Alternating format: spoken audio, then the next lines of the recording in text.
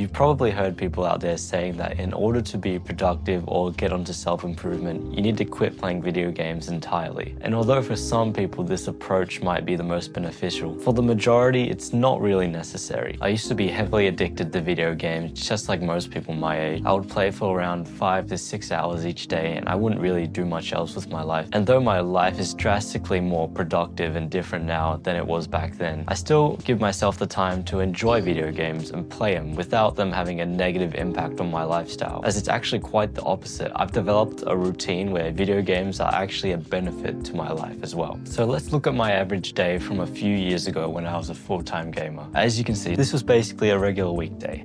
So in the blue, this whole part of the day is school, about 5 to 6 hours. And then all this time from getting back home from school until I go to bed, that was the gaming time. And this is how it was. I would only be productive, really productive in these periods. To be honest, I probably wasn't even that productive at school. And then on the weekends, it was a different story. It would have just been all gaming. And this is how it was for years. Most guys my age were doing this as well. I remember I had friends who would actually be way worse because they would actually play way into the night, like all the way past 12, maybe into the morning.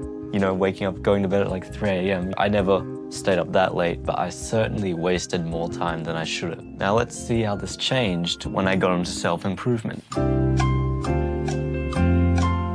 Now, when I started self-improvement, I didn't have any goal to quit video games. I kept playing them every day, but I also started working out every day and focusing on my schoolwork a bit more, which I would just do after school in this block right here.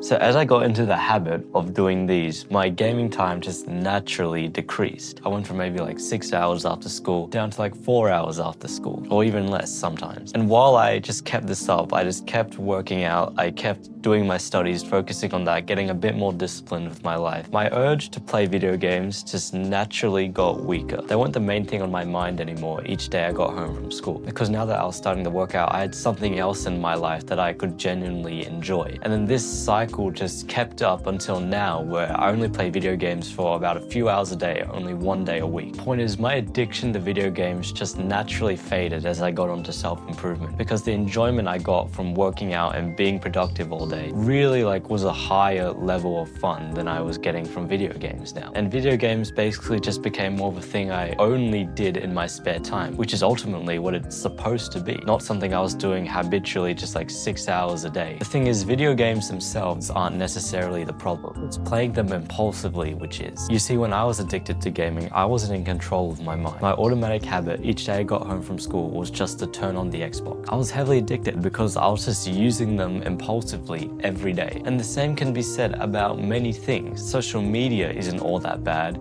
It's only when people use it hedonistically when it gets bad. You are using social media right now to watch this video, and assuming you're not using it hedonistically, which I hope you're not, you are probably gaining some benefit from this video. So ultimately, you're gaining a benefit from using social media. The point is, it's not the video games, it's your constant use of video games for instant gratification and impulsive gratification that makes it a problem. And I know it's a hard argument to make because video games are literally supposed to keep you playing as long as possible. Obviously what the developers want, but it's still ultimately up to you. The reason you want to play video games in the first place is because you want enjoyment and fun. And you can gain these benefits from video games by not playing them impulsively. In fact, you actually gain more enjoyment if you don't play them impulsively, if you actually delay your use of them. So this is how my new routine looks when I implement video games into the day. Now, mind you, I only play video games 1 day of the week now, which is Saturday.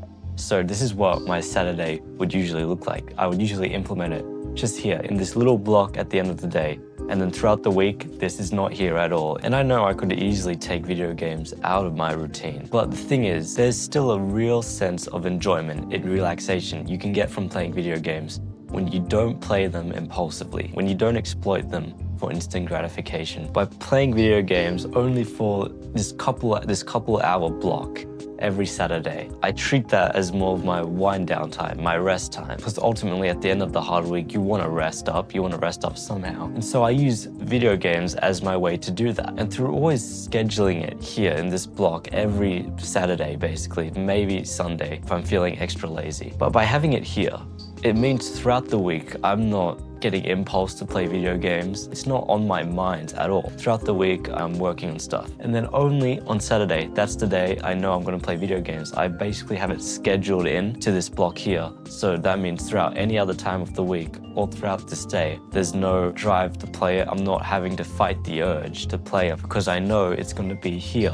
on this day in this block. And that means when it finally comes, when I've waited all week to finally do it, it just feels so much more enjoyable. It feels like I've seriously earned it. And when you feel like you've earned it, when you feel like you've earned your gaming time, you enjoy the game so much more, you appreciate it so much more, you're so much more grateful for it, you get so much more genuine enjoyment from playing the video game because you treat it like something rare. You're treating it like a reward, a gift, like something you're not getting all the time. Thing is, if you're playing video games all the time and you're addicted, just like I was, playing them 6 hours a day, you don't feel that sense of gratitude for them. You don't feel that sense of enjoyment out of them anymore. It's just something you do that's just stimulating your brain. You know, it's not something that you're genuinely appreciating or enjoying. If you get to a point where you have a schedule set up like I do now, you will appreciate and enjoy the time you get to play video games so much more. The same can be said about watching movies, watching Netflix, watching TV shows. You know, some Saturdays I might not play video games. I might just watch a movie instead. But you know, the same thing applies for that. If I've been productive all week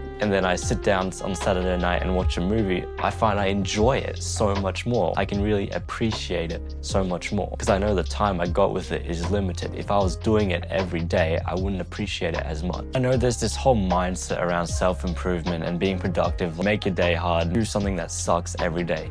Which is true, you should be doing that. To be productive, in order to be productive and disciplined, you need to do stuff you don't want to do every day.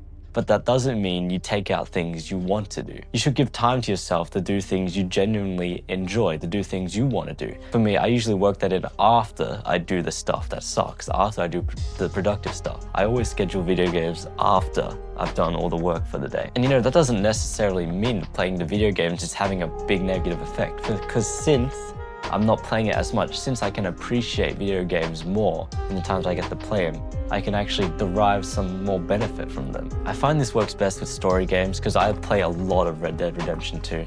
I love this game so much.